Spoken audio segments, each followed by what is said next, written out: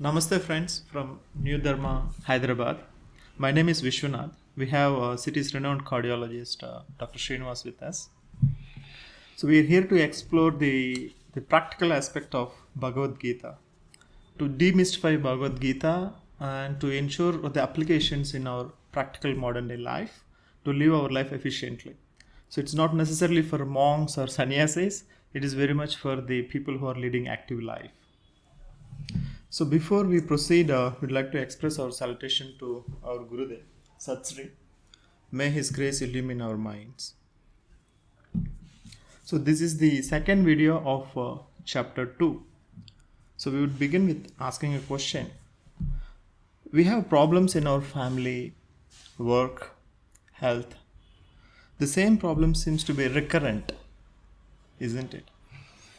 Yes, so that's a good introduction and good observation, I think so.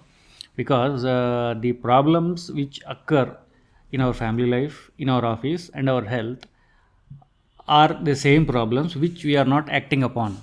So they are occurring daily. If most of the problems, say I'm a cardiologist, so I can tell you 90% of the problems which come from the heart are related to diet and exercise. So first day, if we tell someone that the root cause of your problem is not dieting and not exercising, he shouldn't have diabetes, hypertension, meaning high BP, high blood sugar, or even heart disease. So it should be an end to this, but it's not so in most of the patients. Let's say similarly, if I had an argument with my wife and after my marriage, if I learn from my mistakes, I shouldn't have an argument again. If I have parenting issues with my children, it should be only once after that boy is born, or even in the office.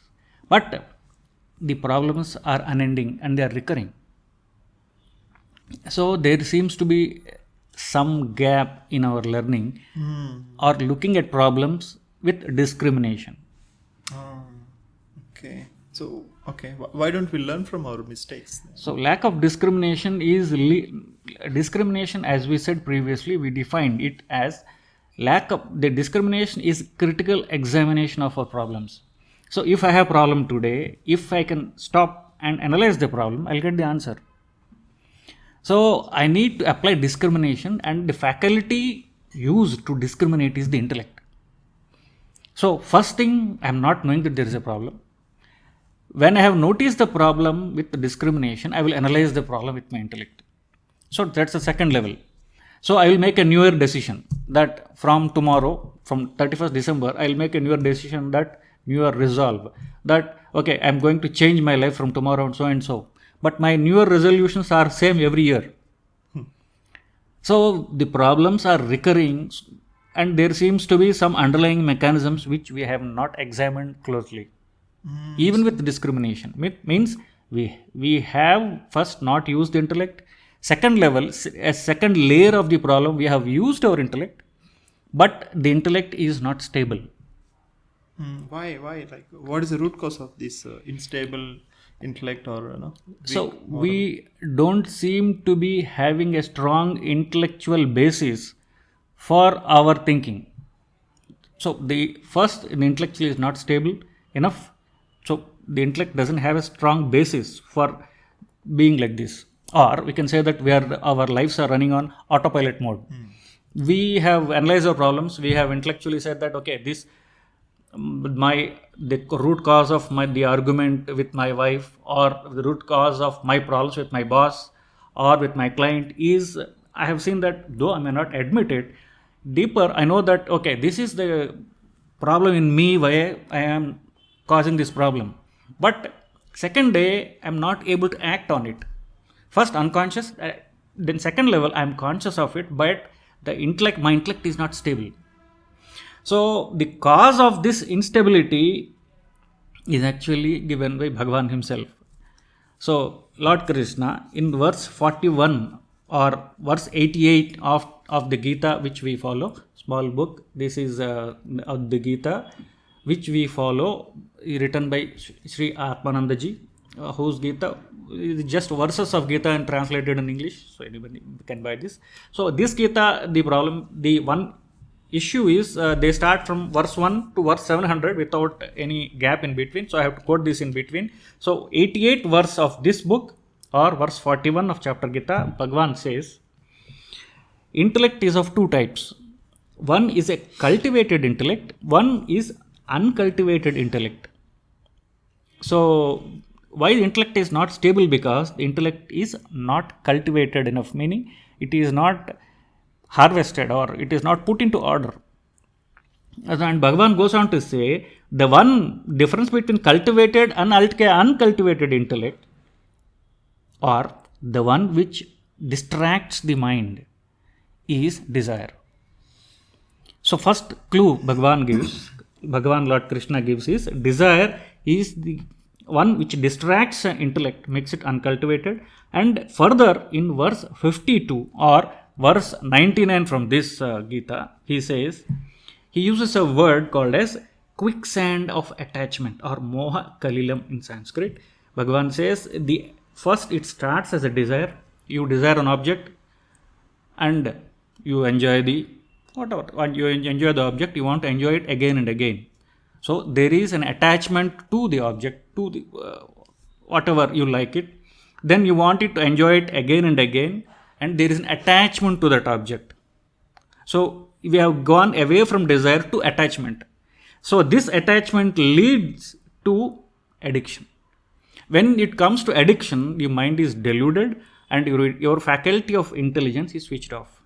So what starts as a desire goes to attachment goes to bewitchment, something like a deeper attachment that leads to addiction, which is delusion. So Bhagavan takes you from desire, attachment, bewitchment to addiction. So as you know, when you are deeply attached to your object, your intellect is switched off. So the deeper cause of unstable intellect, as two verses as given by Bhagavan, one is desire, and if first is desire, and a deeper form of desire is attachment. You can have desire, but you can stop at attachment, because Bhagavan clearly says attachment is like quicksand. When you get into it, you just go deeper down. You cannot control that. So having desire is fine, but watch out for attachment. So these are the first 2 points Bhagavan gives in verse 41 or 88 and verse 52 bar 99. So this is the 2 causes why intellect is not stable enough. Okay.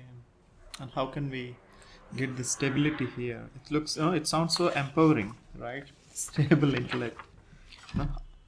How does it feel to be in that stable state?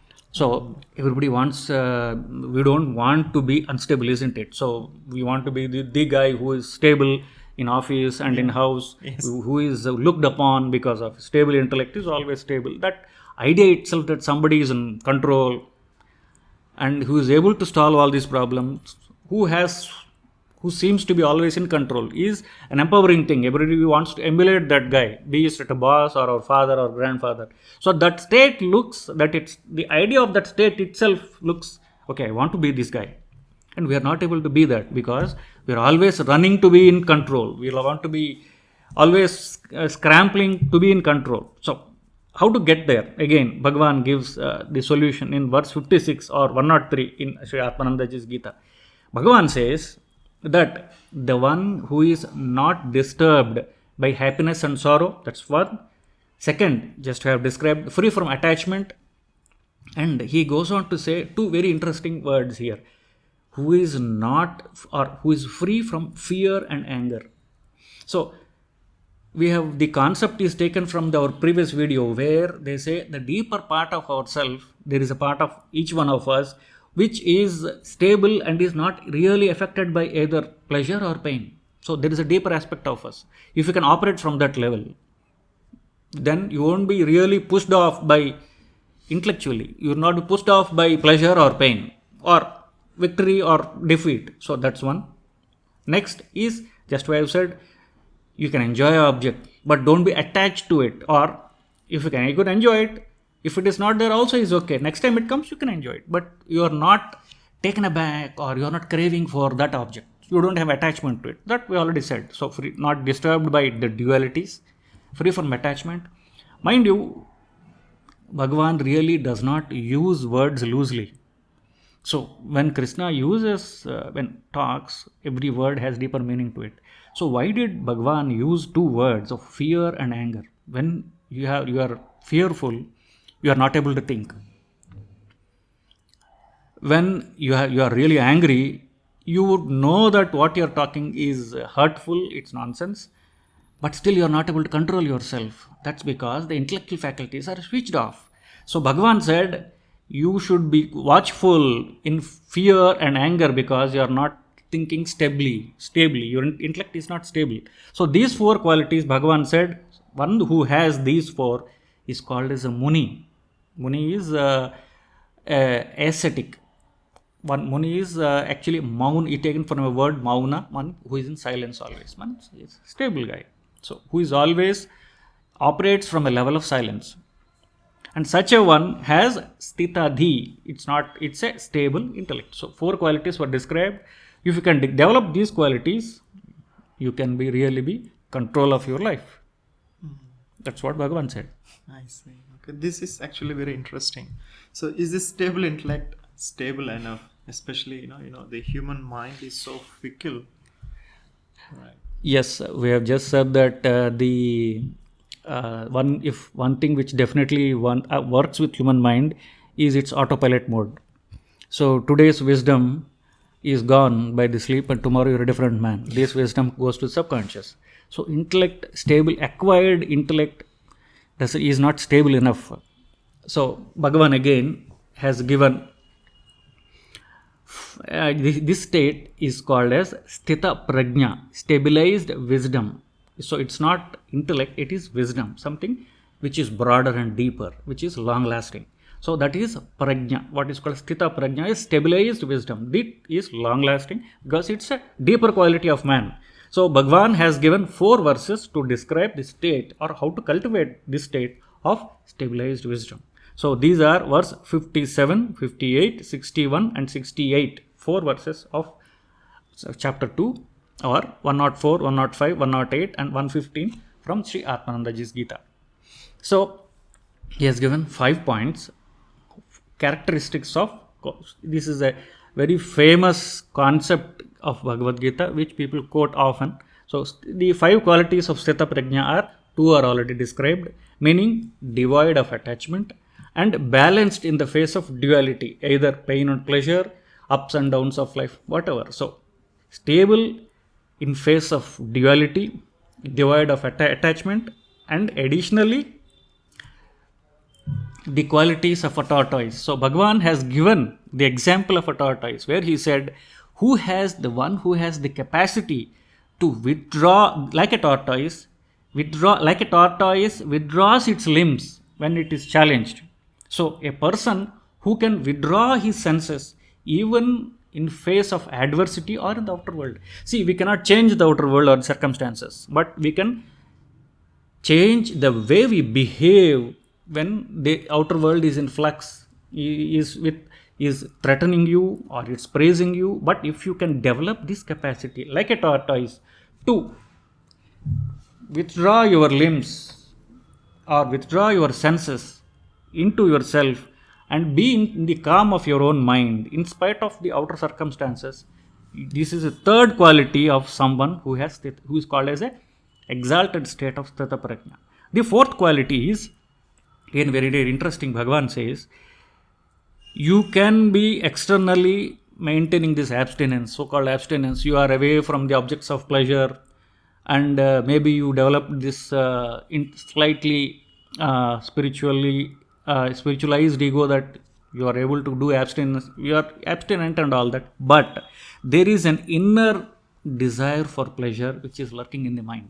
Unless you take off the inner pleasure seeking, inner relish for these things, the outer behavior is only controlled, it is not really taken away. So Bhagavan says the fourth quality of this one is take off the inner seeds of desire in your mind. So these are the 4 qualities. Fifth quality, so we have developed the capacity to withdraw our senses wherever you are in the outer world. Somebody is praising you, somebody is shouting, you can just withdraw your senses. Means it's not closing your eyes, closing your ears. The inner senses, So what is called as outer senses, the inner senses. Inner senses are basically, there are 4 inner senses. These are the mind, the intellect, the ego, and the consciousness. Antarindriya, so these are called as inner senses. So if you can switch off the inner senses into yourself, whatever your situation, then where do you withdraw these two is to your pure consciousness. So this is the last quality. What Bhagavan says is, restrain in the senses and fix your mind absorbed in me. So according to Bhagavan. So restraining the senses and fix them in him, in pure consciousness, will lead you and fix you in the ultimate state of Sthita Prajna. So I will repeat the 5 qualities of Sthita Prajna. So it is stabilized wisdom. These are devoid of attachment, balanced in the face of pleasure and pain, one who has the capacity to withdraw his senses from the external world like a tortoise, and one who had developed the capacity to identify the inner seeds of pleasure and to exterminate them. 5th quality is these restrained senses which are taken in to be on the Bhagavan himself, that is absorbed in pure consciousness, in your pure consciousness, or in a deeper part of yourself, or contemplate on his form, is absorbed in himself. So these are the 5 qualities of someone who is in exalted state of Sthita Prajna. So this state is ideal for performing the work. So this is actually, we can say, what the search for a Sthita Prajna or search for a stabilized wisdom will in fact take you to a state called Samadhi.